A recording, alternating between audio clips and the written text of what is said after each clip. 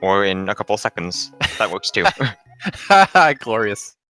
All right, so in open mode, get to start off either at Link's house or the Sanctuary, and already we're seeing route divergence. So both runners start at Sanctuary to pick up the free chest there. And then Zelda is going to save and quit to Link's house and pull out a sword straight from that chest, which is a nice boon, but Cadenza will almost certainly save and quit to Link's house at some point and pick up that sword, so it doesn't really matter, especially since this early game section is not very heavy on combat. Yeah, exactly. It almost feels like the spirit of an open seed is ruined by an early sword, but that's alright. Alright, so we see Cadenza probably desperately looking for bombs. Doesn't get any off the Treeple or the Crab, but does get a full magic refill, which is not nothing.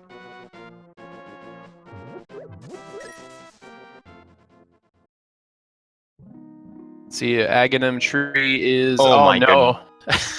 It's the mushroom. The fetch quest. Agahnim 1 nightmare item. So, do we have Agahnim 1? Do we not? We won't not know until either somebody picks up that mushroom and goes to the witch, or we finish the game. Yeah, that is a terrible thing to have in a visible spot like that. That's going to be in the back of the runner's mind, basically the entire seed, as they're looking for those items. Considering meanwhile, Zelda... Go right ahead, sir. Oh, I said go right ahead, sir. Yeah, since Zelga's doing the bottom-up route through CAC, he might skip the lumberjack tree, which might actually be a benefit to him since he won't be thinking about that. Yeah, it's always interesting how the randomizer can make knowledge can sometimes actually end up hurting you if it's imperfect knowledge. It can make you do things you would normally do. One advantage of the bottom-up Kakariko route is that it does give you guaranteed bomb access if you're willing to put time into those 50-50 bushes. But yeah, as you mentioned, it does make the lumberjack tree much harder to check. So far, not a whole lot exciting here, although we've yet to get to the real meat and potatoes of Kakariko here. Cadenza might have some issues getting bombs. She doesn't have very many rupees, and the 50-50s are not always kind, as is demonstrated. Yeah, the doorless hut that Zelga is in is always kind of a nice place to go. 4 bombs every time you go in and out. You just got to bring one to the party. Ah, Cadenza, that's 2 50-50 bomb bushes in a row lost.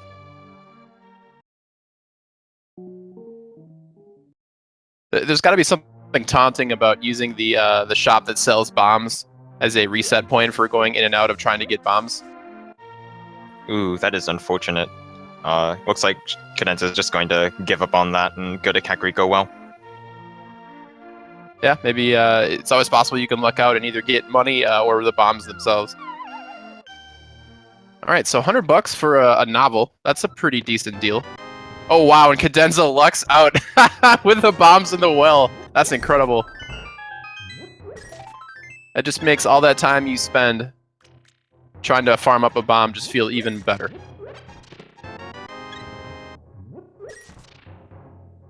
Alright, early heart container is always nice. Now, even on normal difficulty, the randomizer can still throw tricky fights at you, so most runners will not turn down a heart container, especially so early in the seed.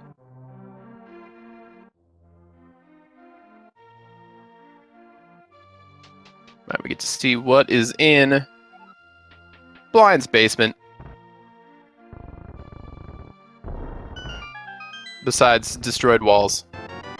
And more bombs. More bombs. And a lamp. That's nice. Oh wow, and sword number sword. 2. Nice. Zelga's probably not feeling so good about Aga right now, except that Zelga doesn't know about that mushroom. So, could be an interesting seed how this plays out.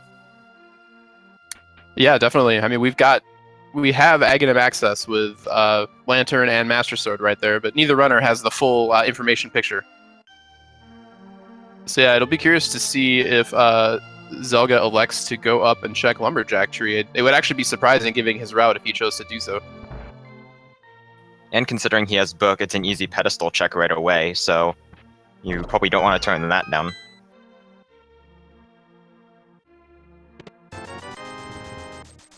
Oh wow, Chicken Hut lady keeping her life savings. She thought she hit it well by patching up her door entrance there, but nope. All right, so wow, we're just killing the memes here. We're getting a pedestal check, just like you mentioned, SBN.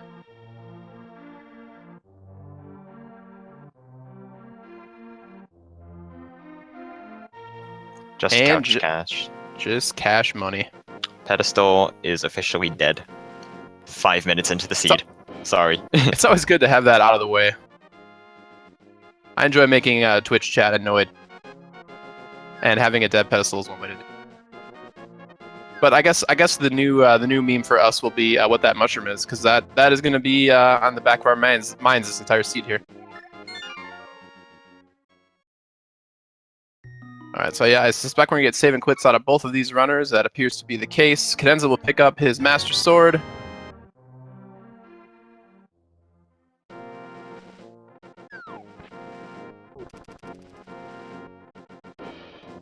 It is worth noting that Zelda did not check the Lumberjack, so is unaware currently of the mushroom, I believe.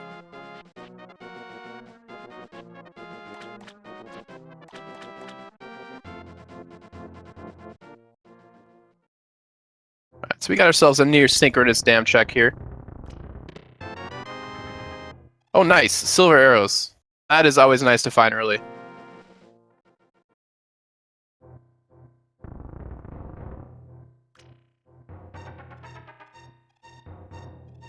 Alright, so we've got a flooded dam here.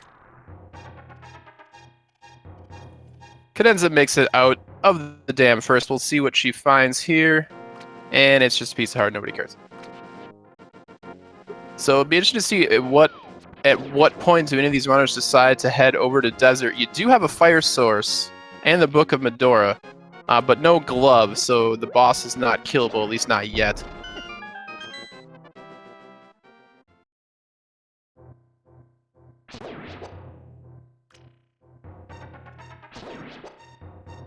Alright, it's a contest to the mini Moldorm cave. Oh wow, both the runners laid the killing blow down on the final Moldorm at almost the exact same time. Oh wow, double bottle generous guy cave. Oh, and pretty nice flippers generous guy and cave here. 300 rupees and cape. My goodness. That's a nice one. Yikes. Alright, so now we're going to see if they are going to elect to head over to Ice Rod Cave or use the flippers. It looks like we're getting the split here. I did not quite catch what was on Lake Hylia Island there. Agahnim is a tough call to make without Moon Pearl in hand when you have a lot of options on the table. So I'd rather suspect these runners are going to be, checking other places before they commit to that. You could always have the dream boots on Pyramid into that mushroom. We have Pearl at the Witch. That'd be That's hilarious. Gross.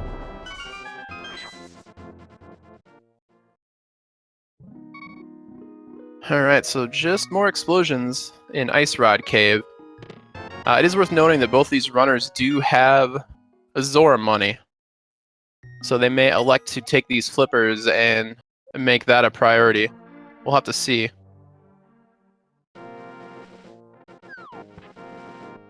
But yeah, there's still a lot of chests left. Like we got Sasha's Garage in the Easter Palace area. We've got all of Escape.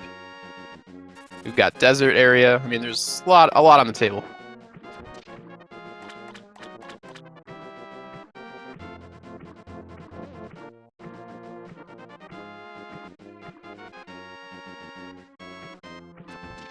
Oh wow, Ooh.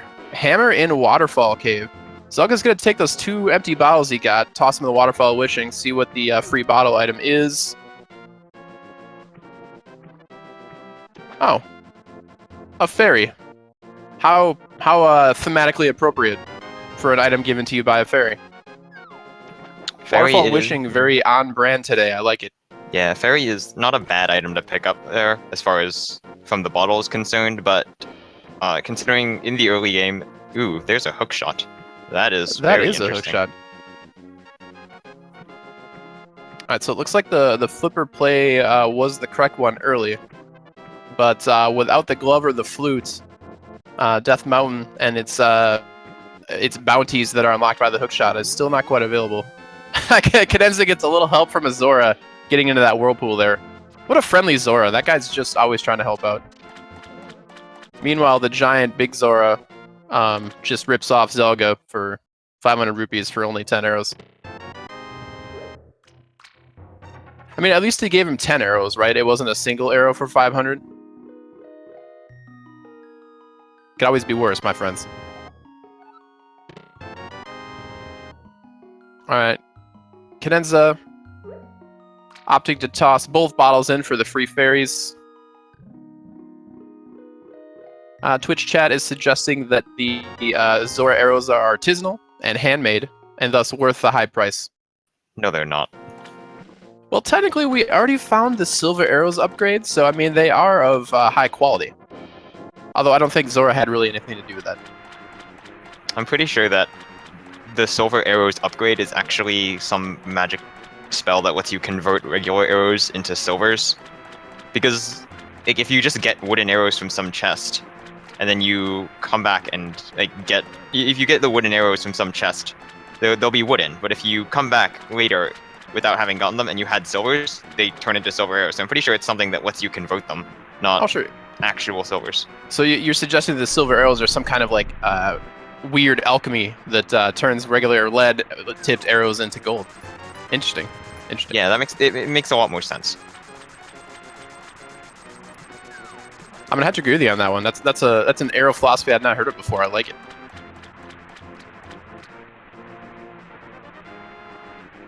Alright, so Zelga decided to head up to the escape portion of Hyrule Castle. Check out the items there. Cadenza, she'll have a similar choice here. Wouldn't surprise me if Cadenza also decided to go to Hyrule Castle, but Sahasrah's area is not terrible either. No, Cadenza is making me a complete liar, and I believe is heading towards the desert. She did already go to the dam. Yeah, that appears to be the case. Spicy, I like it. Now keep in mind, without the gloves, without some kind of lift upgrade, the desert is not clearable, but it might not matter because it's a pendant.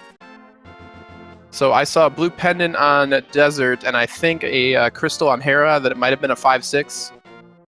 And I can't cross my eyes, so I didn't see what was in Eastern Palace. It might have been a crystal. I'm pretty sure Eastern Palace was a blue crystal, but I didn't see Hera. Alright, our rock solid tracker helping us out. Eastern Palace was indeed a crystal. The rock solid tracker is actually me right now because our tracker is having some internet issues. That is most certainly correct. Olsteady was supposed to track and did a great job for the first 10 minutes or so, and then there were apparently internet issues, so we're going to try and get a new tracker. In the meantime, I'm filling in the gaps. And doing so admirably. Meanwhile, it looks like Agahnim Cave. Not super worthwhile. We're about to find out what's in Zelda's chest here.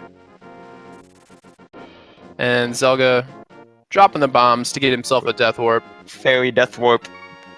Yeah, I was just about... that is always frustrating. It would be... if you haven't done that at least once, you haven't really experienced the true joy of Randomizer, I say. So with 5 hearts and green mail, it's going to take 5 body blows for this guard to finish him off. Meanwhile, Cadenza is heading into a desert.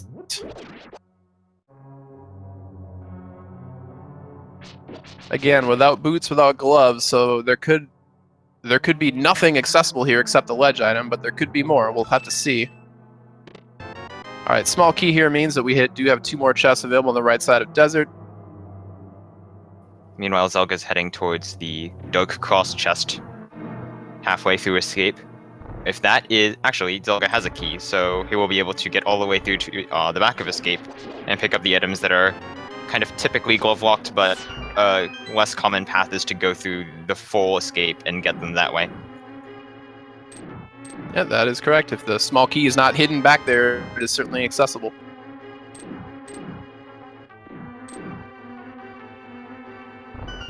Alright, just bombs in that chest.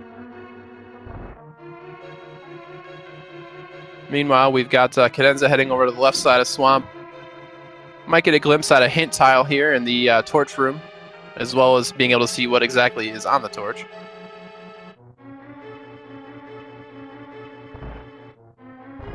And it's a useless compass. A unique item is in Turtle Rock.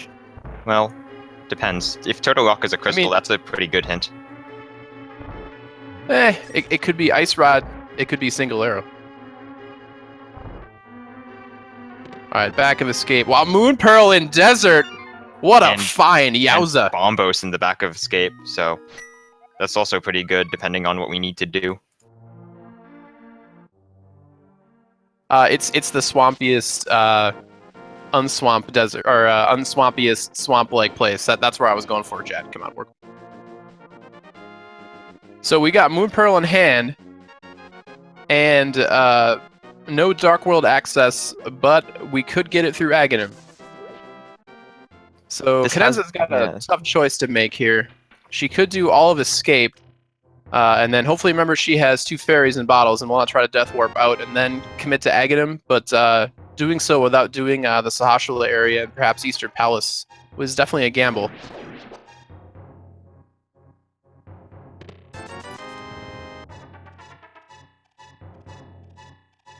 Alright, let's see what's in Sahashala's garage here. An incredibly low amount of money and the worst boomerang. Zelda, not having had the Moon Pearl in his possession, is not really eager to head toward Agahnim quite yet, which is very understandable. So it looks like he is going to head into Eastern Palace without the bow and see what he can find.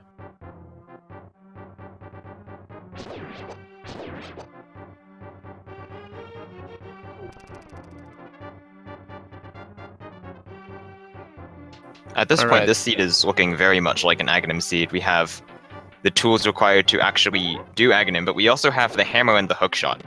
And what you can do with those 2 items is cross the river north of the pyramid, which grants you access to Thieves Town, Skull Woods, all those wonderful dungeons. So having those 2 items is also a strong indicator of Agahnim. Yeah, I'd have to agree with you on that one. Hookshot Flippers is just the... Oh, speaking of the Single Arrow, Zelda just found it in Eastern Palace.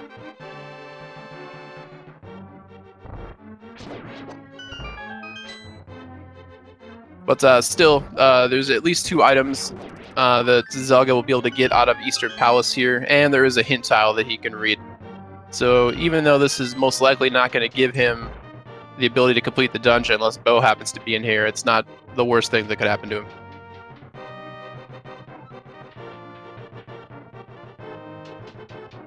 Man, if gloves did turn out to be in Eastern Palace, though, that would be a pretty incredible bait for Agahnim.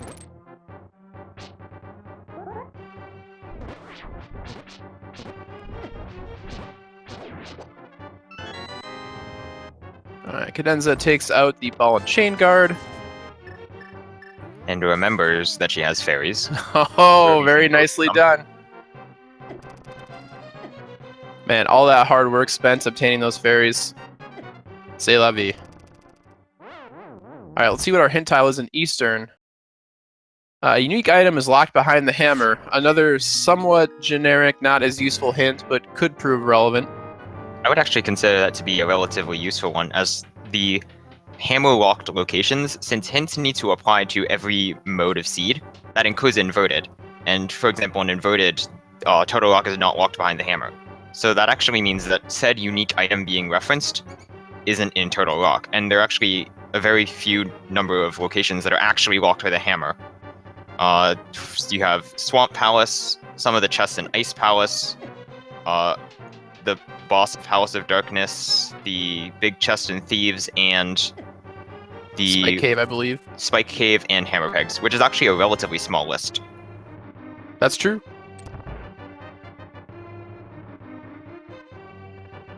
Alright, so also, Zelda... the 10 chests on the left side of Ganon's tower, which is a funny one. Yep, very true. Can't forget those. Alright, so Zelga's got most likely desert left on his plate here, would be the move I would expect him to make. Yeah, that appears to be the case.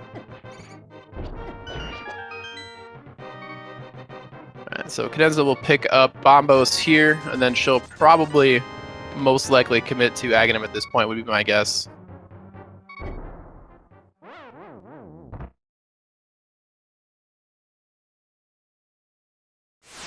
So yeah, in terms of locations left, I believe it's just Sick Kid that we haven't seen in total.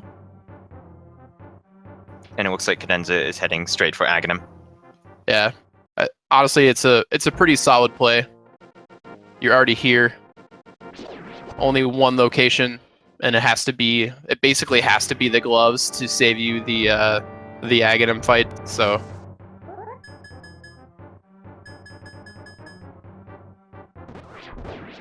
Cadenza doing the nice double kill there. Probably the fastest way to do that when you don't have the bow. In terms of speed, our Aghanim's tower doesn't really have a whole lot to lend itself to going fast. No boots, no fire rod, no bow and arrow. Probably the only thing up they have would be hammer, but its short range makes it not quite as useful.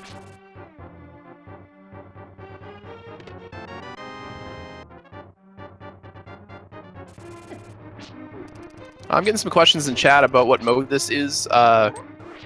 This is a open seed with the goal to defeat Ganon. The swords were randomized, so Uncle did not have a sword, and it is a normal difficulty. So that is the translation of the icons at the top middle of your screen there.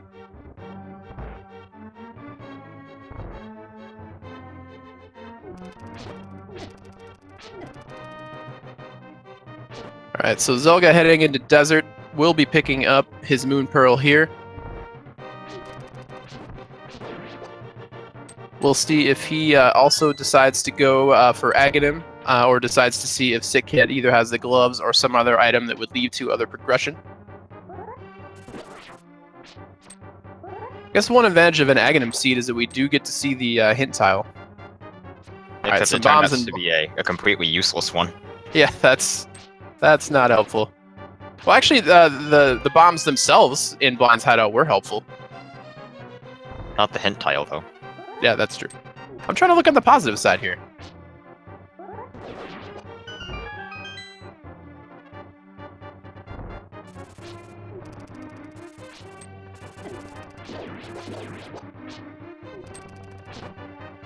It looks like the red guard giving Cadenza a little trouble there.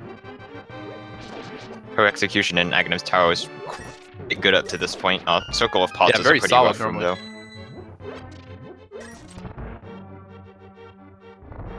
Yeah, that red guard can give you some bad RNG as far as where they decide to turn and face. You can get in the way of throwing pots and using your boomerang to get the small key.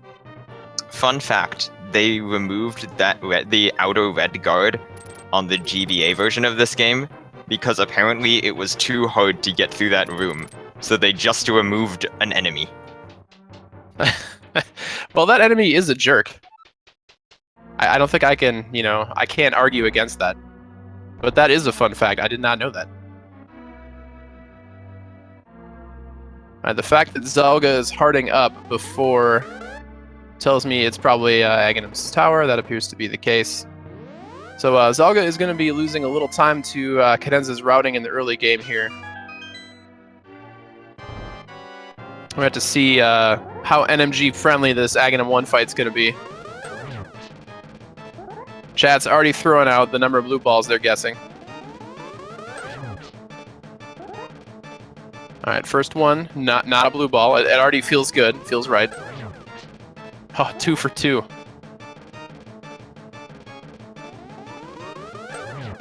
Oh, wow. 0 blue balls so far. I'm liking it. So just some Agahnim statistics. You have a 1 in 32 chance to get no blue balls, I believe. And the median number of blue balls is 3. And there's 1. Oh well. I I don't think any of these runners are gonna be a lot. See, you summoned the blue balls by discussing their evil math. It's all right. 2 blue balls. Yeah. That's good. definitely solid. All right, so time to see what is on the pyramid, and then I rather suspect she will be heading up around using the hook shot and the flippers. I'd head up towards the northern section of the Dark World here. You could go over to Palace of Darkness, but without the bow and no potions in your bottle to do a bottle glitch, there's not exactly a lot of progression to be gotten there, or rather a lot of chests to be gotten there. Meanwhile, we got our Dark World map check. Oh nope, hammer, going down to Hype Cave, also acceptable. In fact, that's probably the smarter choice. I sort of forgot we had hammer for a minute there.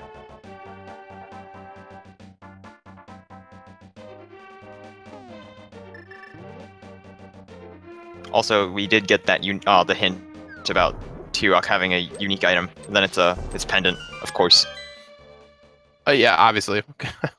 why would this game be giving you any useful help at all?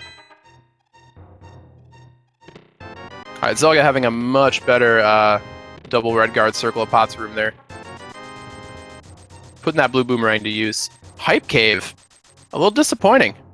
I had a lot of money, but we didn't really need it at this point.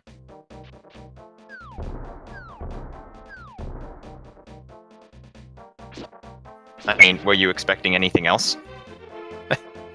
I never expect sadness. It's just, you know, hope springs eternal, Espeon.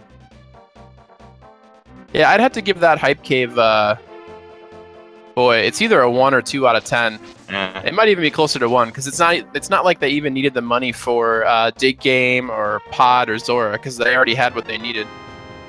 Could use it to buy a potion later to do stuff. I don't know, I give it a 2. We'll split the difference and call it a 1.5. We got to make this scale as granular as possible.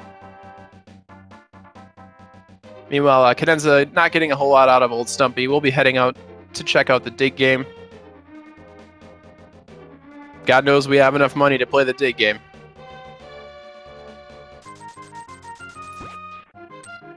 Alright, 30 possible digs that you could get here. We'll see how kind the randomizers decide to be. It was reasonably kind with Agahnim. It appears to be trending towards not as kind for the Dig Game here. Should be noted that the random number of digs and the blue balls are consistent per seed.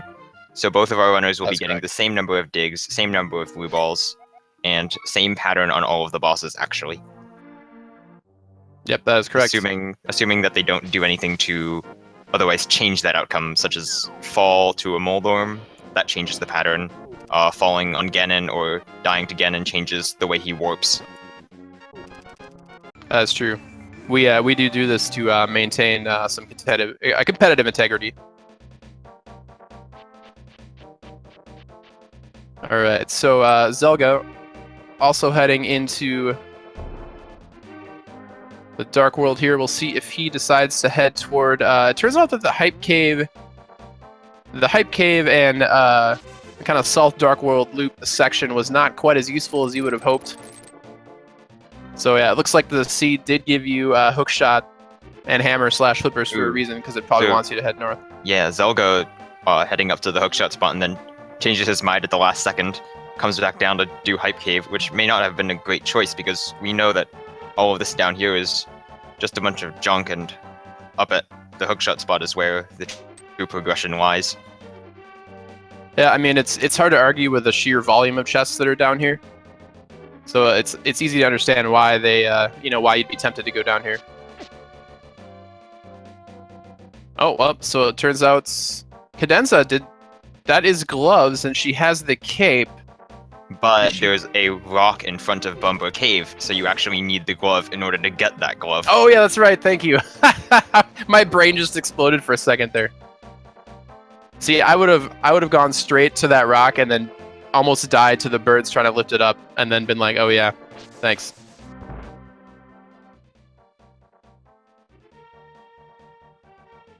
All right, so Well, that's appropriate. appropriate.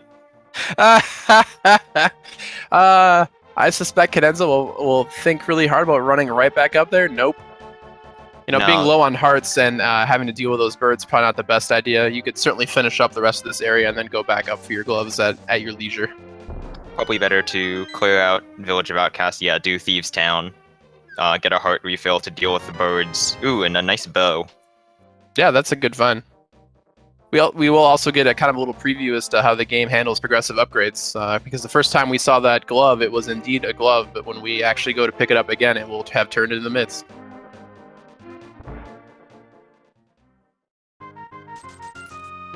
Yeah, the way this seed ended up playing out, the routing for Dark World ended up being kind of wonky. Cadenza followed that. Running. Yeah, Cadenza followed it almost perfectly, actually, though.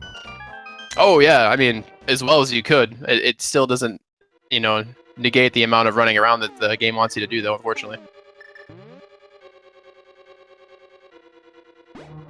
So yeah, no reason not to do Thieves Town while you're here. You got the hammer. It's a crystal.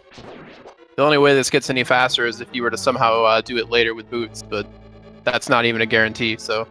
And we know boots aren't exactly required for anything yet, since we've seen Desert to know that that is not boots locked.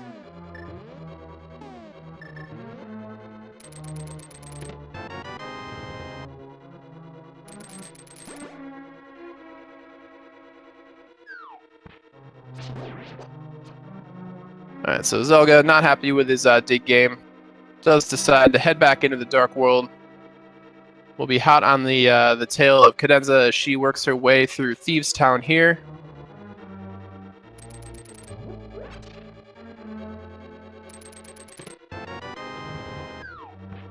Enjoying her garbage compass. I always feel like in open mode you should be able to like use the pointy end of the compass to try to hit some enemies. It's a compass. The needle is entirely inside. Well, you'd have to like break it, and I guess that you would have to be between wherever the magnetic pole in Hyrule is, and you'd have to position your enemy in between them. Otherwise, the compass would point the wrong way. Why would you break it? Then how would you know the dungeon boss is? Come on. That's so true. I mean, I don't even realize that you need gloves to get gloves. I mean, you're asking a lot out of me on that one. Alright, Zelga's gonna see the gloves. Alright, both these runners, much smarter than I am, realizing that they need gloves to get gloves.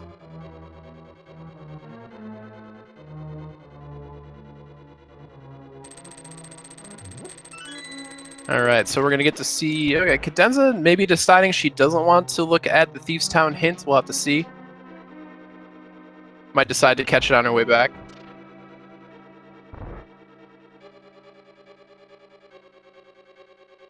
And we have Zelda heading into Skull Woods first. Interesting choice, considering that you can definitely fully clear all of Village of Outcasts and Thieves right now. Yeah, you'll see some runners a little more partial to doing this early Skullwoods check than others. So it looks like we know one of the two items in Skullwoods here since we found that piece of heart.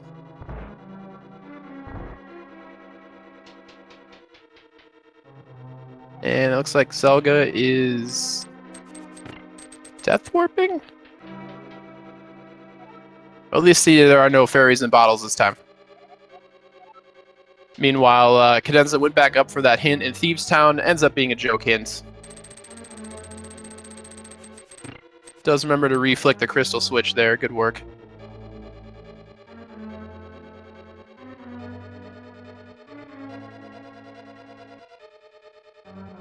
Alright, so Zelda is doing the full fire rodless Skullwoods commit here. This room is definitely very annoying, but with the boomerang, does manage it pretty well.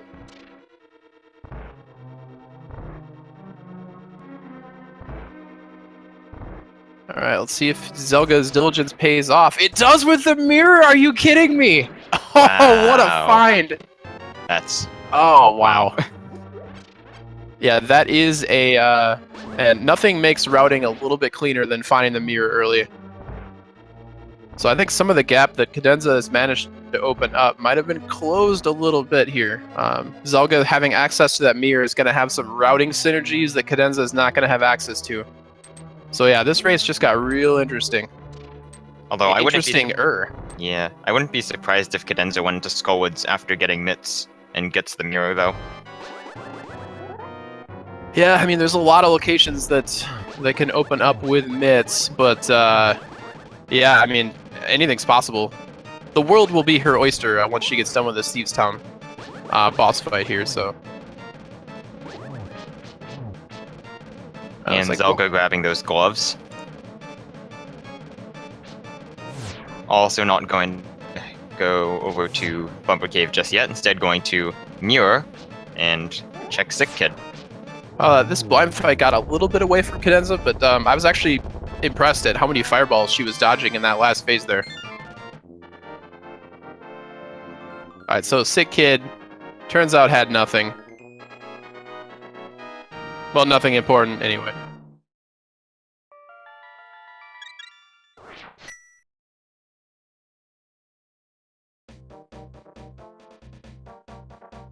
Alright, so Cadenza's heading up north. Yeah, it looks like you called it. I think the only reason to go up this side would be if you planned on doing the front of Skull Woods clear.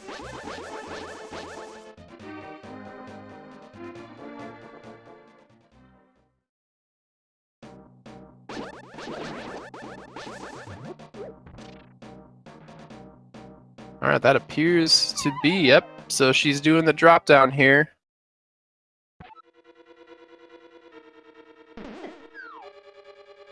Yeah, this first room in Skull Woods is always annoying without the boots. It is possible to run straight down if you wiggle just right and dodge those beetles that bounce you around, but the timing's pretty tight.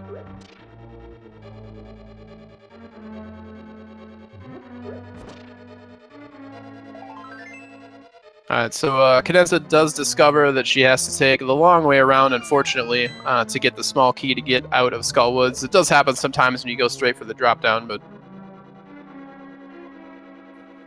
it is convenient that we do get both of the items here in Skullwoods. We get a Piece of Heart and the mirror, so we know that we don't actually have to come back until go mode, really, because the crystal, it's not a 5/6, so it doesn't matter for Pyramid Fairy, and we can just come back whenever we feel like it, preferably after getting the flute, so that we can just leave very quickly. Yep. And if you have tempered or better, it can possibly make the fight a little bit faster as well. But yeah, props to Cadenza for routing this in. Her diligence will be rewarded with a mirror.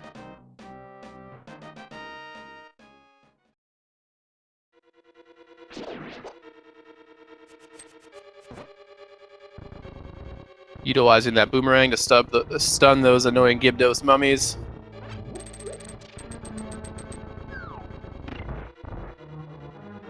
Avoiding the Wall Master. I was always impressed with the timing that the original developers put into this game of where anti-fairies will hit you if you're running through a room fast, or when Wall Masters will try to grab you if you're doing things relatively optimally. It seems to have worked out very well in their planning. Or if it was an accident, it was a beautiful one. I think we just develop strats because we have the timing, so we know what way to move. Oh yeah, exactly. But the way the Wall Masters can work, if you're slightly off on your timing, it's just kind of always interesting how that works out. Well, Zelda is half a heart going into a somewhat dangerous part of Thieves Town. These crickets have really unpredictable movement. Hopefully he'll be able to manage here. Probably be using the hook shot to take him out preemptively, and does get a heart. They still did 2 damage, though, with Green Mail, so...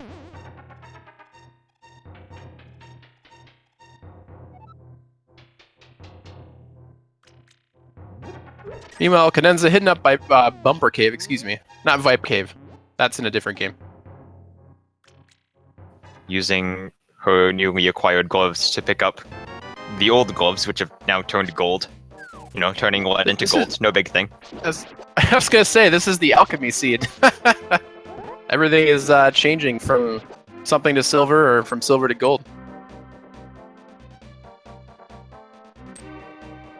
Alright, so Cadenza will continue to head east. Might as well take that newfound mirror. Check out Graveyard Ledge. Without boots, though, we do not have access to King's Tomb, unfortunately.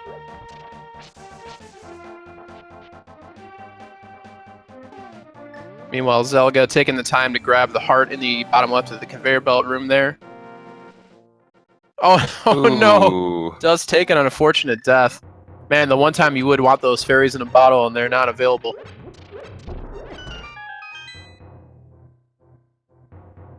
Alright, so nothing in the back of Graveyard.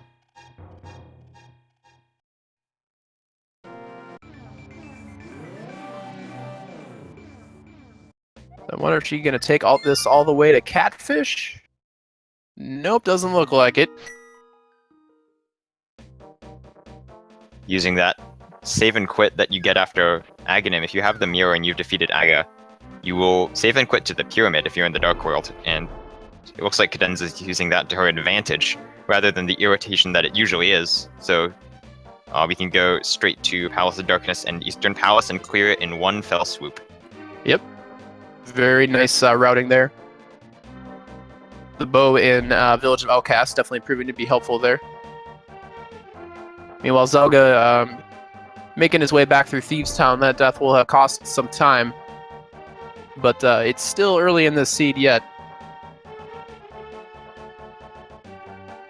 I wonder if he will be more tempted to do like the South Dark World loop with the mirror and the mitts, to do maybe like the Smith Chain and K45, whereas Cadenza is going straight to Eastern Palace / Palace of Darkness.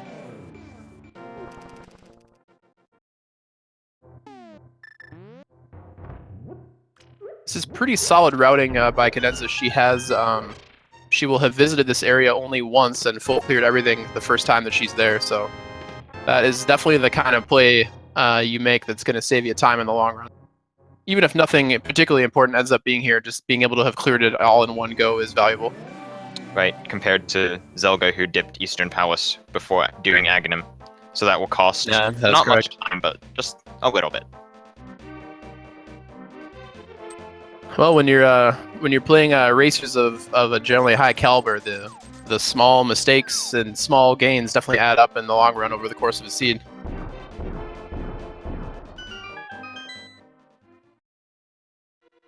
So far, a textbook phase 1 and 2 from Zelda there.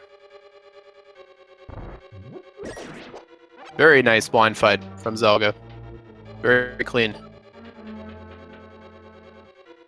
Gets the vanilla. Is this even randomized heart container from blind? And Ice Rod in Palace of Darkness.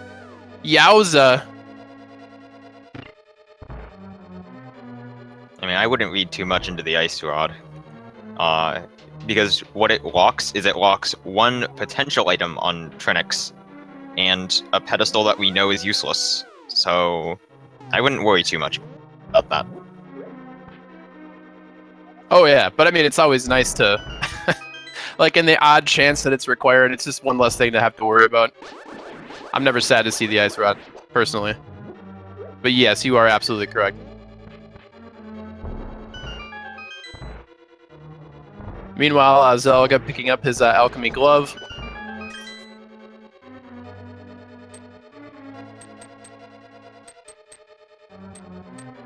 The annoying conveyor belt room without boots.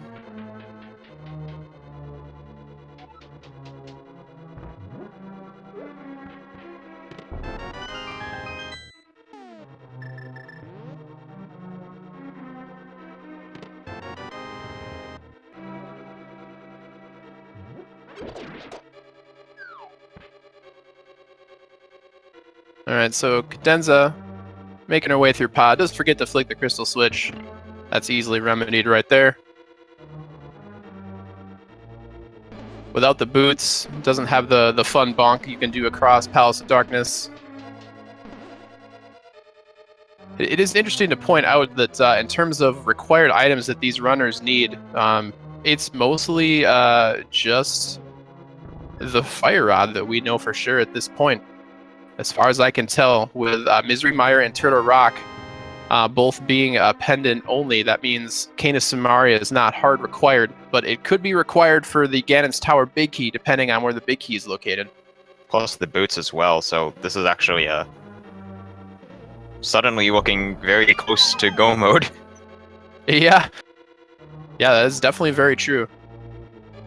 But, you know, Ganon's Tower could be anything. You know, right side Ganon's Tower, that is, if the big key is over there, that means that Canis Somaria is required, and there's 5 chests that it could be over there.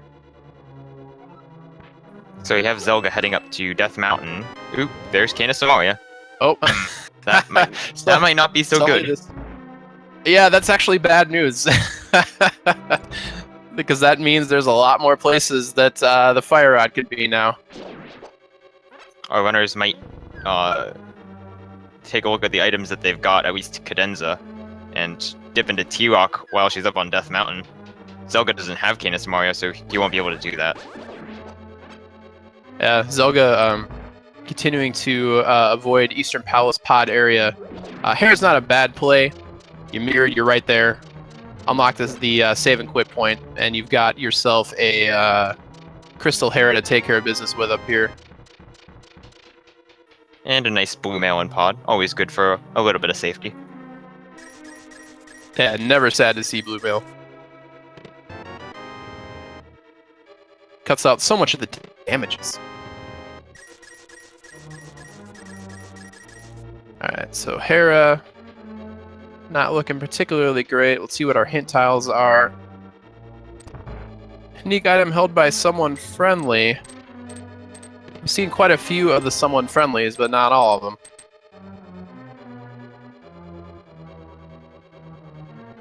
That might refer to the uncle, actually, because I believe uncle had the blue boomerang. That's correct, but it could be, it could refer to multiple things too. That's kind of one of those other hints that's mildly generic, but could still be helpful in the right circumstances, which is probably exactly how you want your hints to be. And Cadenza picking up a nice half magic. Palace of Darkness might not have too much direct progression, but it certainly has a bunch of safeties. I was about to say, more like Palace of Safeties. If you count Canis Somaria as a safety in the seed. Ooh, a unique item in purple chest. That is always nice to see. And we've already found the single arrow, so we know it's not that.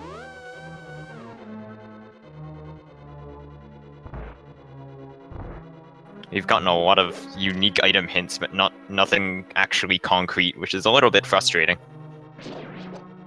Yeah, you really have to take those pieces of the puzzle and continue to, Zelda! Oh my god. Sorry, I was watching that out of the corner of my eye, and he hit that bumper, and I couldn't deal with it.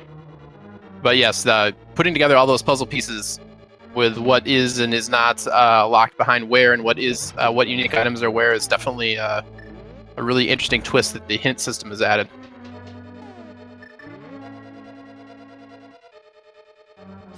Alright, very nice, minus the difficulties he had entering the fight, a very nice Moldorm fight by Zelda there. And since that has since Moldorm had the second item, that means we don't need to spend our time in Hera Basement, which is always welcome.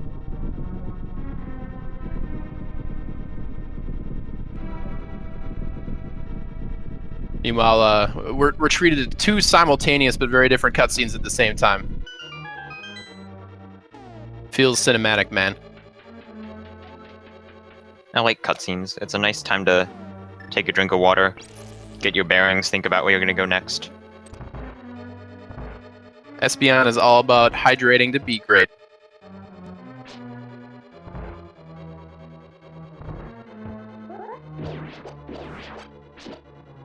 Alright, pretty decent turtle strats from Cadenza there.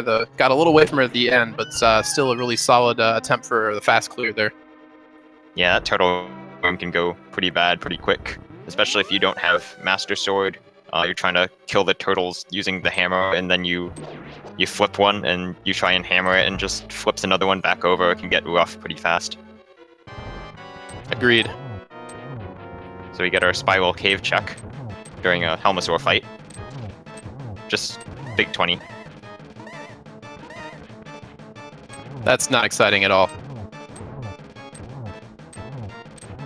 Busting a mask on Helmasaur and getting rid of the Fireball sprite, though, that's exciting. Yeah, And if you enter phase 2 of the Helmasaur fight with a fireball on screen, it disappears, which is really useful. And a nice silver arrow straight to the gem finishes off Helmasaur. Pre-equipping the mirror. Energy players everywhere smile. Meanwhile, we're going to get to see a pretty heavy amount of chests checked by Zelda on the right side of your screen here pretty quickly. The bottom of Paradox Cave, not too exciting, but we're about to see 5 other chests. Meanwhile, Cadenza is probably going to mirror and clear out some Eastern Palace. We know from Zelda that there's nothing important in there, but there is eventually a crystal, so have to do it. And wow, Paradox Cave looking grim. Gross. That was not a great Paradox Cave. I guess that had a heart container. Oops, looking like trying to set up the bomb jump there and falling down. Meanwhile, Cadenza enjoys her single arrow.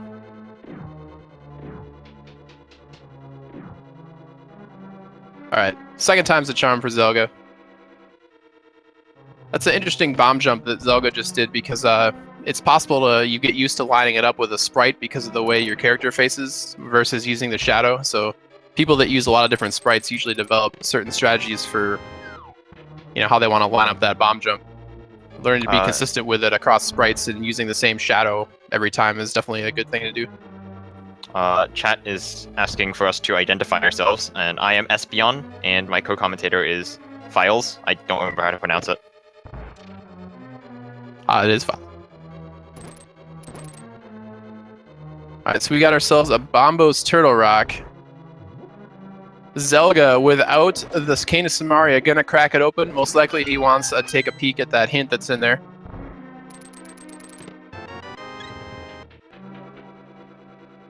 If I remember correctly, we had the nice Eastern Palace where we had all 3 items without having to worry about the vanilla big key location.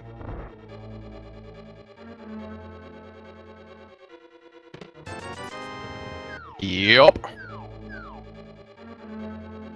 Alright, so the rest of this dungeon is going to be pretty straightforward to Cadenza. She's got silver arrows. She's got a lantern. And she's got a thirst to destroy statues with arrows and acquire crystals.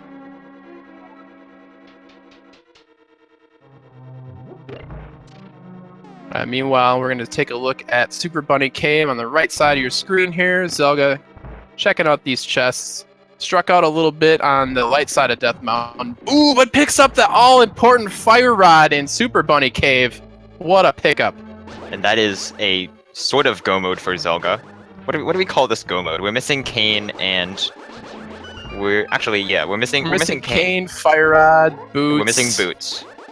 It's the faux mode for our French-speaking brethren. Yeah, this is a scary position if you're Zelda, because you don't know whether or not you're truly in go mode, and whether or not you decide to go mode like 5 dungeons and just pray that GT isn't locked, or do you pick up the easy chests? Yeah, Yikes. This is. Well, let me see. There is a 6 in 22 chance that Ganon's tower is locked by an item that Zelda doesn't have, I believe. You have the torch, tile room, and the 4 chests on the right side. That is correct. I mean, in a high-stakes tournament situation, do you just go all out and say, you know what, I'm making this gamble that I don't need Cane of Somaria? Although Cane of Somaria is quite easy to find. It's in Palace of Darkness. It's in the basement, the Stalfos basement, which is right in the front part. Yeah. Zelda might pick it up just by wandering over and checking it for a key or something. Yeah, this would have been a lot more relevant if Zelda had decided to do like Skullwoods and Swamp or something else first. But because Zelda opted to do kind of the 2-for-1 over here of dungeons, I think he is going to be rewarded by this routing choice. This race just got real interesting. interesting, because it's the second time I've said that. Twitch chat is throwing out a lot of math right now, making my head hurt. Good work, Twitch chat.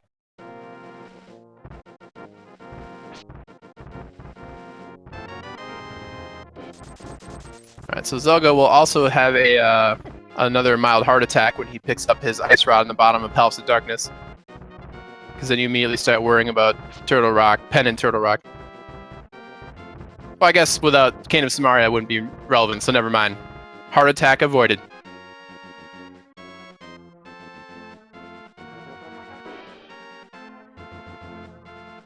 Once Cadenza picks up her Cane of Somaria, it'll be not Cane of Somaria, Fire Rod. Sorry, it'll be pretty different of a scenario considering there is only one chest that would cause an issue. Well, it's not even a chest. I'm just mixing up all of my words right now. It's the one location. Torch. Right. If the torch has the big key, that would be a big problem for Cadenza and be a problem for both of our runners right now. So yeah, boots are still out large.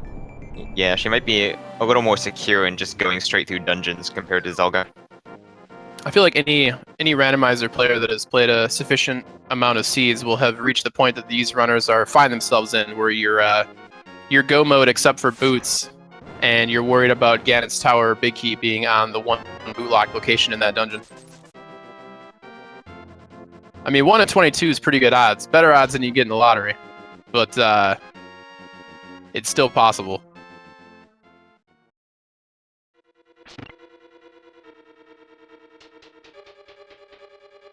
Alright, so Cadenza heading into Tower of Hera. It's going to be a pretty quick clear. In terms of comfort items, probably the only thing these runners would really like to have that they don't already have would be maybe a sword upgrade, because Tempered is a pretty big difference over Master Sword.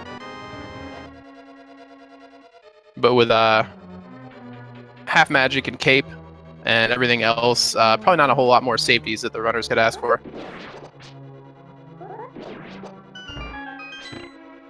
I mean, I might take a couple more hearts, honestly. Cadenza's sitting at 10 hearts right now, which is a little bit low. They do have blue mail. But you're right. More hearts, never a bad thing. Nice near instant bomb drop placement by Zelga there.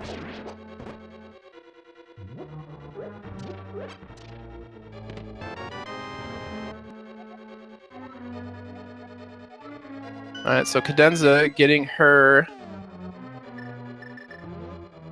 chest hint there.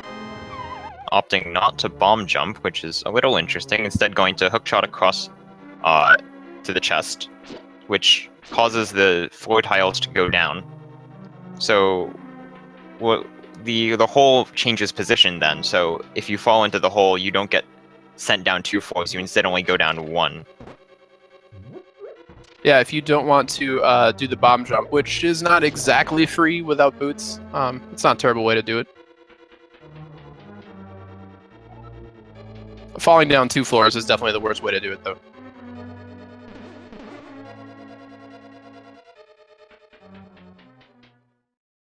Alright, so Cadenza making her way up to the Moldorm fight. Zelga picking up his blue mail, which for some reason turns his suit green. Don't ask me about that. Perhaps it was already yellow. I think it's intended to make him look like a different Ace Attorney character, although I don't know Ace Attorney very well, so I have no idea who it would be. I got nothing. You sounded so confident in saying it, though. I'm gonna believe you. I'm pretty sure I heard the sprite creator talking about it, saying it was for a different character, but I actually have no idea. I'm just making things up. I guess you could say I don't have any objections to your theory. See, it's funny because that's that show's catchphrase. Espion. Okay. I was trying. Okay. All right. Making sure. It's trying to sell it.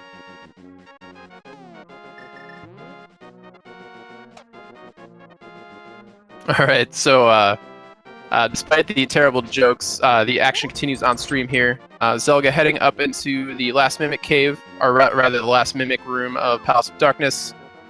Cadenza clearing her way past Death Mountain. She will likely do it in an order that means she'll find Fire Rod sort of last, but that's alright.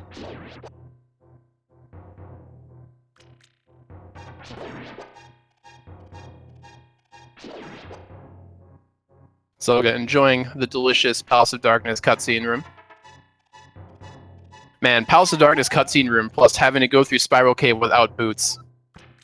I can't handle all the excitement. It's a good thing I got this seatbelt on in my chair, or I would have just fallen off. Has that seatbelt been important? It was when we were looking down the barrel of a Go mode minus like 3 or 4 commonly held items in this game.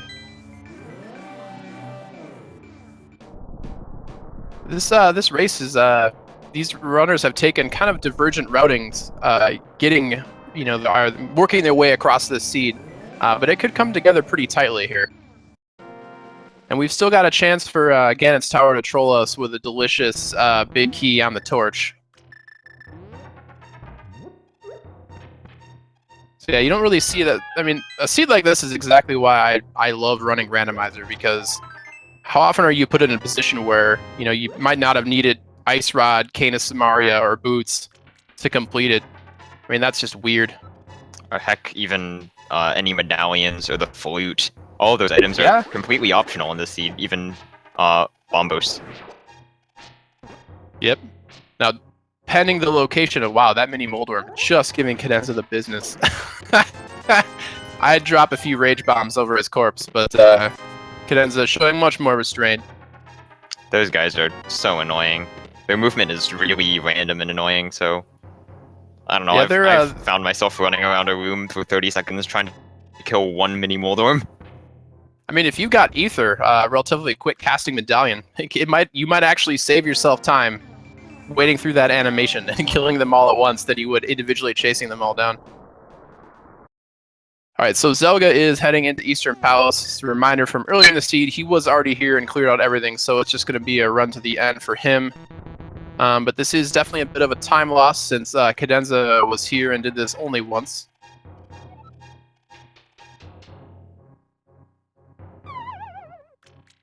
So yeah, Cadenza definitely has just a bit of a lead over Zelda, but not a giant one, and there's still a few interesting things that could happen in this seed. And we've got all the execution of Ganon's Tower and all these go-moded dungeons that can have a pretty big difference on the outcome of this. So yeah, Cadenza's definitely got a bit of a lead, but Zelda has been showing some really solid execution in a lot of fights, especially the blind fight and a few others. Plus, we still have we have 3 crystal dungeons left. One of them we've already visited, which is Skull Woods. Both of the runners went there and picked up Mirror earlier in the seed. But we do have both Swamp Palace and Ice Palace left to complete, and both of those dungeons are pretty annoying, so we'll see what happens. Whether the runners will decide to go straight through the dungeons without bothering to open any chests, or whether they'll be looking for the boots in order to be completely secure. Yeah, I would imagine that most runners in this scenario, this exact scenario anyway, would be more likely to just kind of say shine it and go straight to Ganon's Tower and just pray that the boots aren't required. And well, I just spent that time talking about Zelga's execution, and he gets red eye gored in the corner there. That's unfortunate. Can happen to anybody though. Playing in a broadcast tournament is definitely a stressful experience for anyone that hasn't done it. It does change how you respond to stress. Yeah, absolutely. When you're being restreamed, you just know that, wow, there are so many people watching me play the game, and that might help you, or it might hurt you. It just depends on the person. Yeah, agreed. Alright, so Cadenza opting to, on her which Go Mode Crystal Dungeon should I clear first tour, opting to head to Swamp Palace. And we're going to find out pretty quick how Go Mode Cadenza feels, because if she opts to blow up this wall on the left here, that might tell us a bit about her mindset. Nope, she is in Go Mode, folks. She has crossed her fingers. She has said, Ganon's Tower, torch, big key. Lame, that's not a thing. And I can't say I blame her. Just hope that it's not the 1 in 22 chance. Anyway, Zelda looks to be going over to the witch's hut, to pick up a potion or two. Yeah, that's definitely a bold play in a seed where you don't have the flutes, because you do spend quite a bit of time walking over here. But he does get to fill up 2 bottles, I guess. 3. I forgot about the 3rd one. Although I guess technically I wasn't wrong. He still filled up 2 bottles. Technically correct is the best kind of correct, Espeon. You are absolutely correct. But not technically, unfortunately. That's just completely correct. Alright, so Cadenza continues her Go Mode tour through Swamp Palace.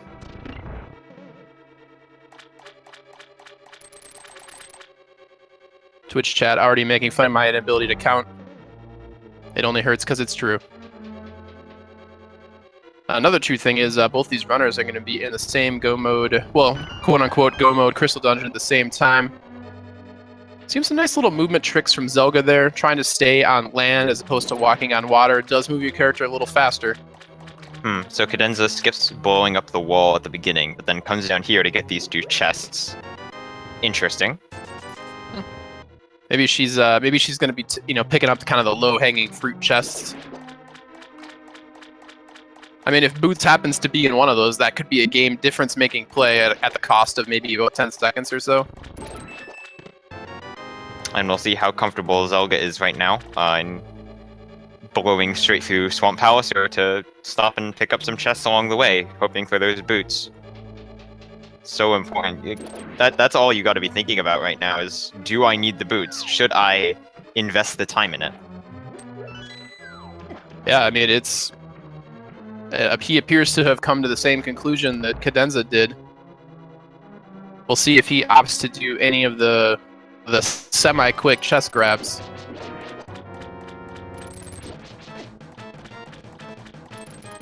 Yeah, Master Sword, Argos. Kind of an annoying fight. Yep, 2 slashes per puff. Fastest way to do the fight actually is to charge up a spin with your Master Sword, and then hookshot 2 of the puffs and release your spin. Since they don't take knockback, they'll be killed in 1 hit. That strategy also actually applies to the fighter's sword as well. Yep, that is correct. Although it is a little difficult to pull off. I'm going for a Fire Rod quick kill using the Master Sword. I don't think this is going to work too well. Probably not.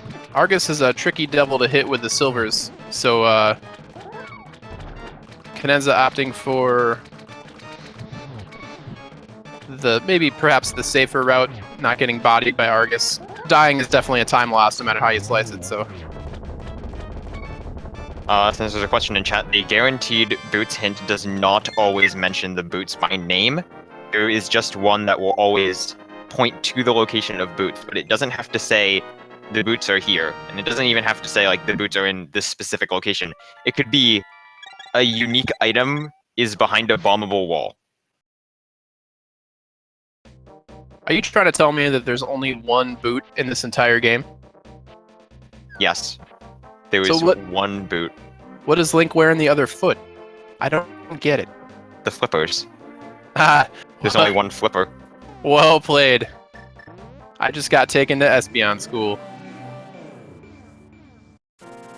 Alright, Cadenza is going to be taking us to Ice Palace School in just a little bit here. It's a long, boring school that no one likes full clearing. And I would be very surprised if any chests were picked up in this dungeon as well. Yeah, the only one that I can see being gotten is maybe the first chest, except even that's a bit of a stretch. Gator chest? Yeah, even that's a bit of a stretch. It'll take a bit to kill with the Master Sword. There is a nice bomb strat to do that room, which will be quite interesting if we see it. I don't think it's particularly well known. Yeah, there is a really cool bomb strat for that room, though. It does require some... It basically requires practice and knowledge of, like, where to place them. I would be very surprised if we saw it, though. Nope. Meanwhile, Zelda, also fighting Argos. We'll see if he opts to go for a silver arrow kill. would be the fastest way to kill him. He does. Does he get the first shot? He does, and even gets a swag spin in there. Nice. So that's gonna be I mean, a solid 30 seconds or more that he's gonna pick up over Cadenza there. She did lose some time in the back end of that fight there.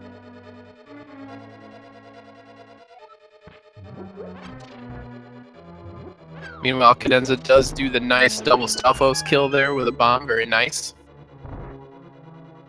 And Cadenza Cadenza nice has eye been, to stay twice in ice. and Cadenza has been skipping hint tiles in Ice Palace, presumably because we don't care anymore. We're just hoping that boots aren't required for both of our runners. And so Yeah, I feel like at this point, if you're committed to the I don't need boots for Ganon's tower gamble, you're either correct or you lose. So why spend time looking at hint tiles is probably what their thought process is. Good Ice Palace bomb jump from Cadenza, falling once, but then recovering quite nicely. Yeah, if you're at all interested in playing the randomizer in a race setting, the Ice Palace bomb jump is probably the single trick you can learn that will give you the greatest time save to time spent learning the trick effort, at least in my opinion. There's lots of resources out there for that one, and it's a pretty good trick to learn. It can save you a lot of time. Time for these dreaded stairs that are so difficult to go down. Although having the hookshot actually makes it easier. You can hookshot through the stairs, hit the blocks on the other side. Oh, Cadenza is checking. All right, so she is just rich, cash money, dollar bill. She's probably thinking that, and oh god, I hope the boots aren't required. Just those two things. I mean, maybe also Cold Stair's coming up. Cold Stair is a pretty mean boss. Quite cold. I mean, it's built right into the name. Yeah, that wasn't a good pun. I'm sorry. Oh no, I'm with you. That pun really warmed my heart. Just as Cadenza is about to do to this poor little puffball. Nice. We workshopped that one. Good work. Teamwork. High fives all around. Virtual high fives. Can high five Cold Stare right in the face. Does the rarely seen left side spin. Does get a couple hits off, but she's gonna have to be real careful. I can't remember if Cold Stare puffs do 3 hearts of damage or not in Blue Mail. I believe this, if on contact, this will kill Cadenza. That's what I thought. But she it doesn't clutches matter. it out though. Nice work.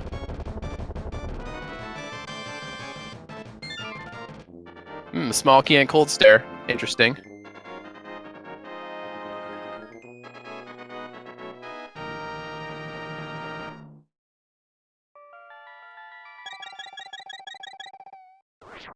All right, so Cadenza's got just the back of Skull Woods and a moth to burn up. And we're going to have our answer about GT relatively soon. While Zelda having similar problems with that Ice Palace Lonely Firebar room there. That's definitely one of those rooms where you're so used to having the boots when you get there that the one time you don't, you're a little confounded by it. Especially in a race setting. And Zelda checking that free Zora chest as well. Also picking up the 300 rupees, although he's not quite as rich as Cadenza, having spent a good deal of money on blue potions. Well, if that blue potion saves him even one death, it will have been time well invested. Especially in Ice Palace, considering how long this dungeon is. If you die on Cold Stare, you have a long way to go to get back. Yeah, that's a bit of a walk. Zelda doesn't have half magic, I just realized. I believe we picked that up in Palace of Darkness. Yeah, it was in the upper left corner of the dark maze, and I think since he had the big key already, he just decided to be in faux go mode. Getting some nice double hits on the Cold Stare puff there with the fire rod. That was very nice.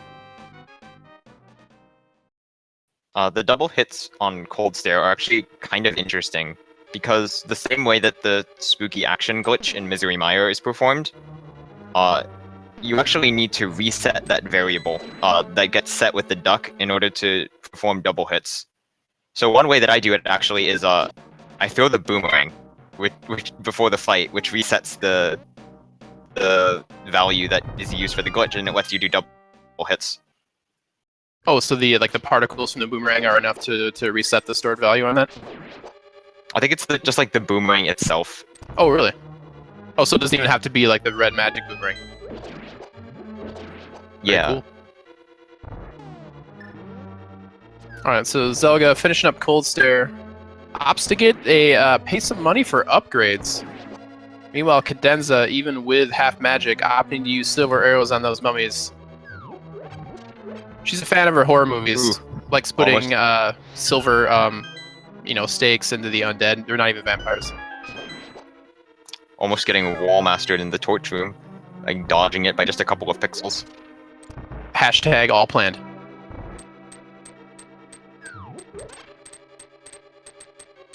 Alright, so Cadenza heading into the Mothula fight here. She's got ourselves Fire Rod, quite a few shots with half magic. We'll see if Mothula decides to cooperate by staying off the spikes. Not looking too cooperative today, honestly. No. Instead of like, oh, and there we go. That did a pretty good job of it, though.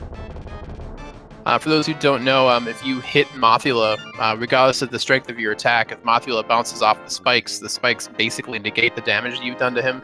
So if Mothula opts to really hug the wall, it can be really hard to get damage in on him. Can be especially a problem in swordless mode, where you can get to Mothula without a sword, except that also means that the game might expect you to kill Mothula using a bottle and your fire rod. And so you have to be very, very, very careful. If you hit Mothula into the spikes too many times, you can wind up being unable to finish the fight. Speaking of finishing the fight, by my estimation, it looked like Cadenza raised up her sword at the end of the Mothula fight at 1:16:20. So we're gonna get to see exactly how far behind Zelda is. Honestly, I would say probably not more than 1 or 2 minutes.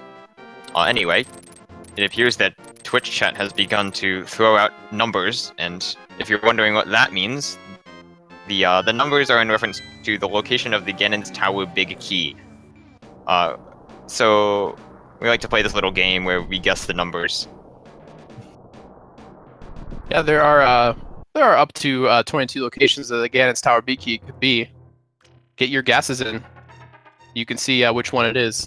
Now, most likely the most important location in this entire tower is probably going to be the first one that we see, Espeon. Absolutely, the torch. The dreaded Ganon's Tower torch. If you don't have boots, you can't get whatever is on that torch. And if what's on that torch is the big key, well, and you don't have boots, that's really unfortunate. I mean, and the hard thing to think is the boots could actually be in Ganon's Tower. I mean, do you continue to clear in Ganon's Tower? You probably do, since you're already there. But Yeah, you're really right sad now, about it. Yeah, Desert Palace is not boot locked. So, also Desert Palace is a pendant. We didn't even have to clear it, so who knows? Boots could be in Ganon's Tower. Yeah, exactly. Yeah, Desert was not boots locked.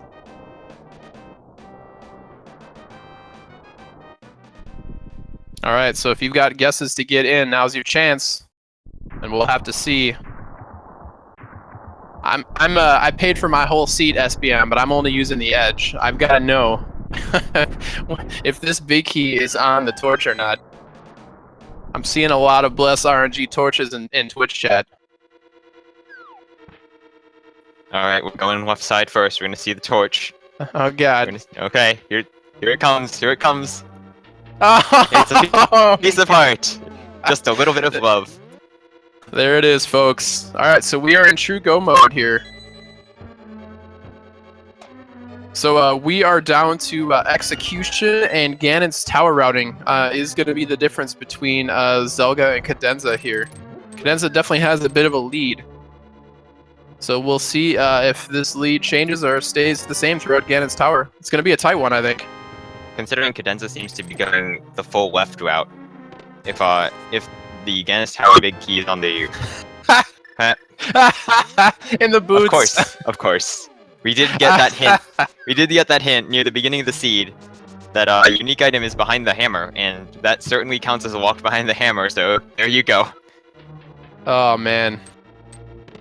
What a reveal. Meanwhile, Cadenza appears to and the flute in boots and flute in GT. What a seed. We appear to be getting half dark magician routes out of Cadenza here.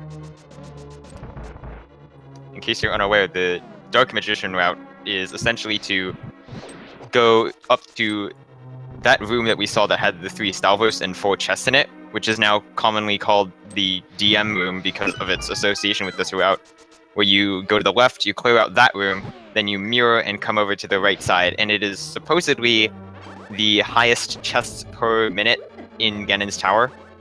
I haven't actually At least timed early it. in the seed. Yeah, if you want to get the most chests per minute in the beginning of Ganon's Tower, or at least minimize any potential blowouts, this I believe is the route to go. But Cadenza is not rewarded. Big key not on this side. She'll pick up the small key over here. Is she gonna mirror out? Is she doing full Dark Magician strats? She is. Wow, the race could come down to this. Is the Ganon's Tower big key going to be either in Bob's chest or behind Ice Armos? If Ganon's Tower big key is in Randomizer room and Zelda decides to mirror out after checking the right side here, that might be enough time for him to make up the time deficit he's at. He's not that far behind.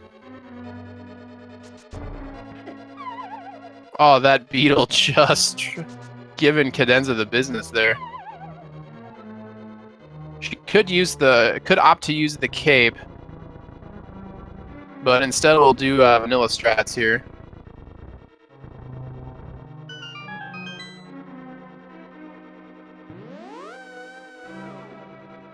Yeah, it's really going to come down to this Ganon's Tower big key. After an hour and 20 minutes, it's going to come down to GT routing. That's how close this race has been.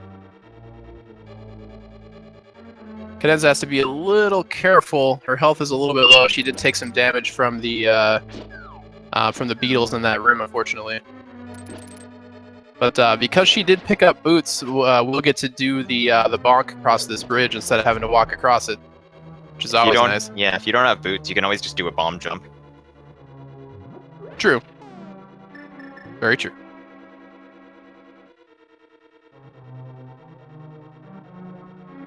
And here's everybody's favorite anti-fairy Bob, being released from his prison to allow Cadenza to bomb the floor. Appropriately a mascot of this particular race because of the boots on GT Torch. Wow, Zelda just in love with falling down that bit there. Oh no, Zelda. Both these racers making some crucial time loss errors here. Oh no, you can another tell fall. the stress is getting to him. Alright, moment of truth for Cadenza.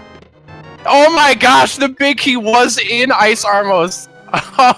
Full right side strats paying off. Wow.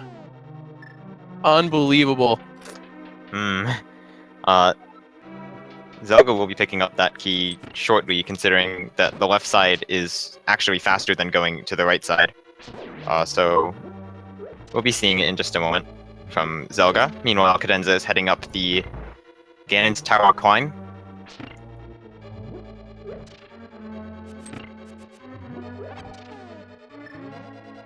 Yes, I believe that makes the chest number 15. And it looks like we didn't have anybody that was a speed gaming supporter pick the exact number, but it looks like we had someone picked up number 14, so good work.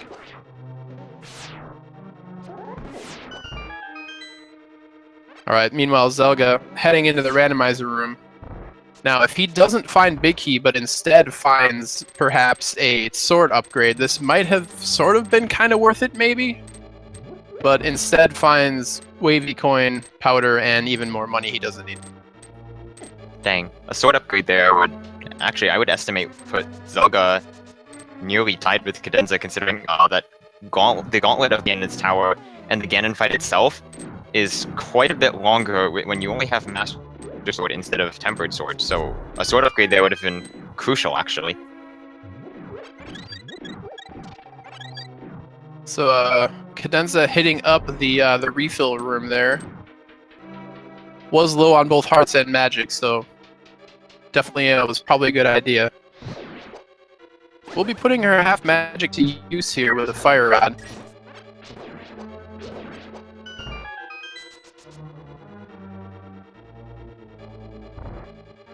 Meanwhile, Zelda heading down into the Ice Armos. We'll be picking up his big key quite shortly.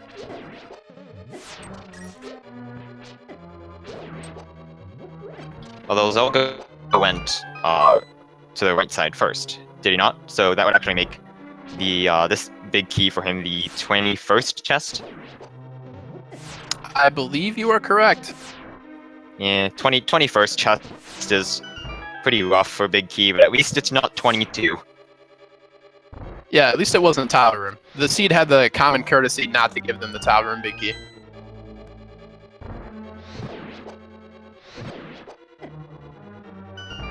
Alright, so Cadenza having just a bit of trouble in these gauntlet rooms, but does manage to get through them here. Without the power, it doesn't have the ability to take that bunny beam there for a health refill. Gets the first shot off very nicely. Oh, it just barely misses the last two. Predicting. Oh, I thought she had that last shot direction. There. Yeah, that was close. Oh, surprised that she didn't go a little bit closer for that last one. This one should hit. There we go. Yeah, there we go.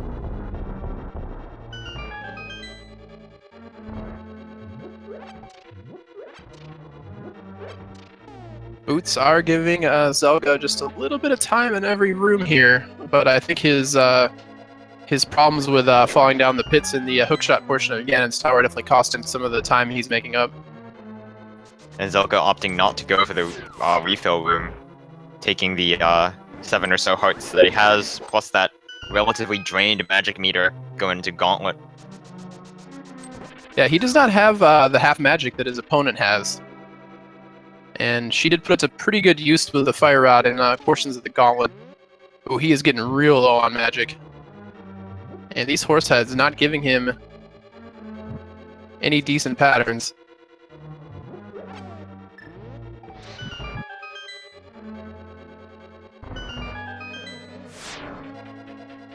Alright, does get through a good chunk of the Gauntlet. Nice. Wow, he dodged every single hit in the last part of that ice room there. I'm actually impressed. The ice physics in this game are a little bit wonky, so that was quite impressive to be able to use the sword to preserve momentum running around like that.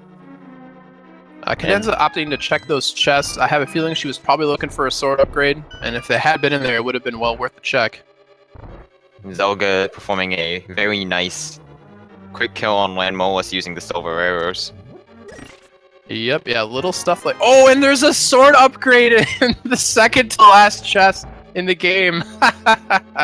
Wow, what a find. Very nice. That means that we don't have to see Master Sword Ganon, which is a pretty long fight. Yeah, given the way that these boss fights have gone, I'd say if this had been a Master Sword Ganon, I would have maybe given a slight advantage at time to Zelda there, but I think this Tempered Sword has definitely made things a lot closer. And because of that Tempered Sword, Cadenza opts to skip the final chest. Nothing in there that would be useful at this point. Yeah, I mean, I guess maybe like Butter Sword or Red Mail, but even then is questionable.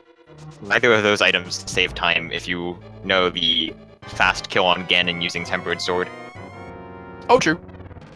But they can be useful for a nervous mid-tournament runner. But yes, you are absolutely correct. Ooh, almost got a triple on that phase there.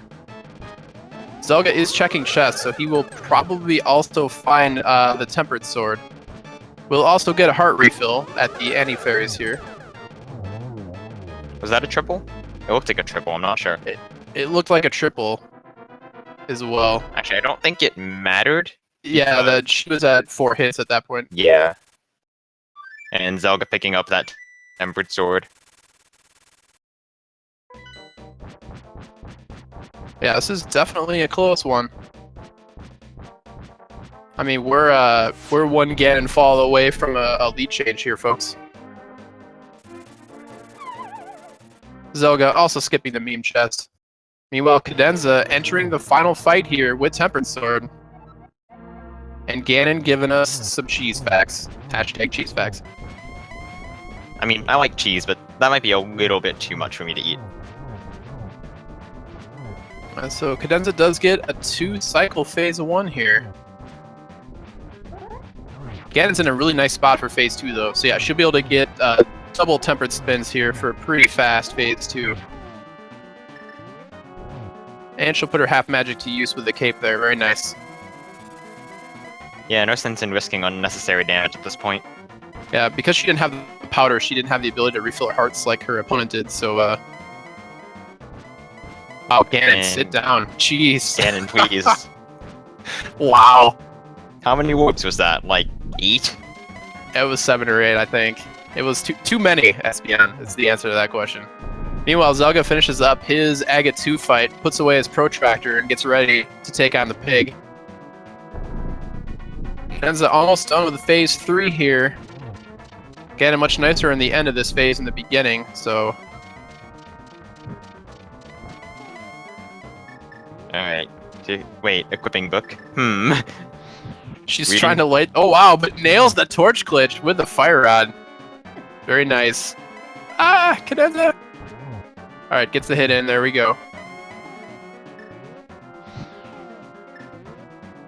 Oh man, nothing's more stressful in a race like this, where you're just trying to stare at the SRL room, wondering when your opponent's gonna finish. Meanwhile, Zelga gets into phase 2 again and a little bit faster than his opponent. Very nice 1-1 strats. Oh, gets the double. Cadenza finishes off Ganon. Wow, what a close race. Yeah, we're just Holy crap. like, what, 1 minute or so apart? And Zelga's getting some pretty bad warps. But yeah, GG to Cadenza. First place finish for Cadenza. Official SRL time of 1 hour, 31 minutes, 56 seconds. Get your GGs out in chat. That was a pretty crazy race there. It all came down to whether or not you believed or didn't believe in the power of boots. This tournament is definitely not sponsored by Nike.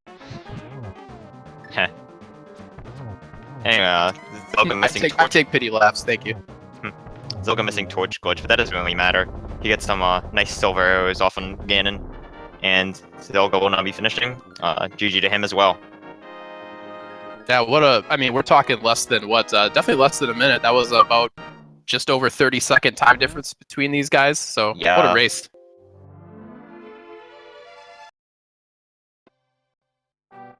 Awesome, so get your GGs out in chat for Zelga. Finishing up with an official SRL time, 1 hour, 32 minutes, and 30 seconds. So yeah, that is exactly 34 seconds apart for a 90-plus minute race.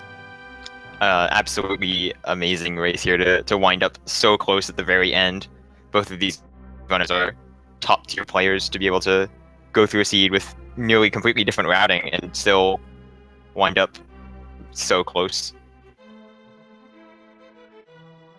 Yeah, definitely very interesting. Well, that'll make their third and final match of extra importance because I believe they've tied up their personal series between these two in their group stage at 1-1.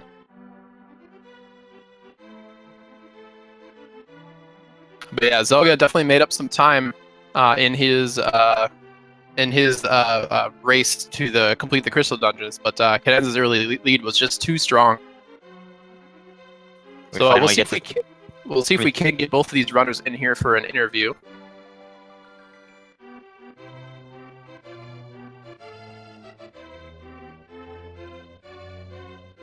All right, looks like we are joined in the commentary room here by both Cadenza and zelgadissan. Congratulations, guys. What an incredible race, about 34 seconds apart. Thanks. Yeah, GG. Thank you. Now, I have a question for both of you, because you were both in very similar situations. How frantically worried were you about Ganon's Tower Big Key being on the torch as you completed those dungeons? Quite. I mean, I'd seen a couple of hints that had like unique item in Turtle Rock, unique item in Purple Chest. So I was like, well, if it's there, I can just check those because I know there's going to be a guaranteed boot hint. But I was still really worried. I must say, for my part, I only tilted that it was a possibility when I entered GT. I was like, oh, right, maybe I need boots. But I went left side right away and saw it wasn't the big key, so I was okay, that's fine. So let's continue. Yeah, I was real curious to see if anyone was going to do any wacky, right side strats and just put off the torch or not. But yeah, not wanting to know that right away probably dictated a little bit of your Ganon's tower routing. I often do that routing, going left side mirror in the Stelphos room, then right side. So it doesn't really change anything for me. Yeah, Honestly, like this time difference, it could have just come down to Ganon's tower routing. And if you went like full left, for example, you might get there a little bit ahead. Both of you did check the right side. Zelga, you checked randomizer room, and Cadenza went full right. So that was pretty much the only difference. Yeah, I normally don't even do the right, but since we got the Cane of Somaria like right in the middle of everything, and it was not needed for anything else, I was thinking, well, maybe that was a sign I should be going the right side, but it was not to be. Actually, never mind. Cold Stare dropped a key. That's what Cane of Somaria was for. Yeah, when Cold Stare is a small key, yeah, that does put it in logic. I mean, for purposes of race, though, it ended up not being required, but yeah. With such a small difference in the race, I mean, Cadenza had a bit of a lead going into the mid game, but Zelga, you were closing it at the end. But I mean, it was just a treat to watch. You guys were really putting on a show for us. Thank you. I'm looking forward to watching it back and seeing what happened. Yeah, I'm glad we had a race that was close. Yeah, I believe you guys are in your individual groups. I believe you guys are 1-1 between each other now for your individual records. Yes. Is that correct? Yep, we both won our home field advantage. We each won on our own picks, so now it's up to the bot to determine. Yeah, out of curiosity, what are your vetoes going to be for the bot? Ooh, revealing the strats. I don't know 100% yet. It will probably be either swordless or inverted, but I don't know for sure. Yeah, both of those are a fair choice. Yeah, I'm thinking swordless, but I'll see. Nice. Well, thanks again for putting on a great show for us, guys. A really fun, match to watch. Any final thoughts before we hang it up here for the evening? Just GG's again. Congrats. I noticed you said this was a PB. That's awesome. Congratulations. And Thanks. looking forward to round 3. And thanks everyone for Yes. hopping on the restream, the commentary, the tracking. Really appreciate it all. Oh, nice. Yeah, if you're gonna get beat, get beat by a PB is the way to do it, right? Exactly. Everyone loves seeing improvement. Excellent. Well, thanks again for joining us for this excellent randomizer race. My name is Files. I was joined by my co-commentator, Espion. Thanks for joining me. Yeah, thank you as well. Anyway, just to wrap this up, I'd like to remind everybody to follow the runners on Twitch. They're both great runners, so I will put the links in chat in just a moment. I got you, bud. And thanks to our tracker, Holseti. Yes, that is, I think, pronounced correctly. Working behind the scenes to make sure that we all knew what items were acquired. Excellent. Yeah, well, make sure you, if you haven't already, make sure you give the Speed Gaming family of channels a follow. Lots of great content on here. And there's going to be more randomizer action coming up as this tournament continues. So thanks again for watching, and we'll see you next mission.